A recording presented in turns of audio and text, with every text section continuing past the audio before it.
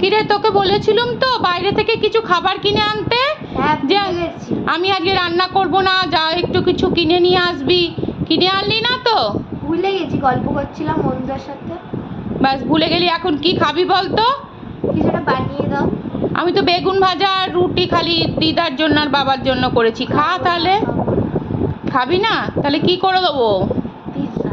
Pizza খাবি? ও কি আবদার অমনি মায়ের কাছে। এই নে পিৎজা নে, ধর, যে বানিয়ে দিলাম, দেখ পিৎজা কেমন হয়েছে আগে টেস্ট করে বল। 2 মিনিটে ম্যাগি যেরকম 2 মিনিটেই কিন্তু পিৎজা বানিয়ে দিয়েছি। দেখ তো খেয়ে কিরকম হয়েছে।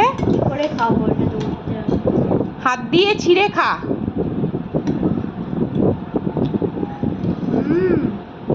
সফট হয়েছে অনেক। সফট তো হবেই, আমি তো এটা আটা ময়দা এসব দিয়ে করিনি।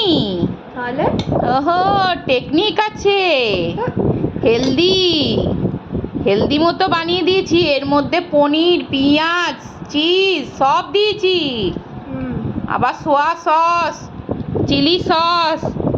নে খেয়ে নে।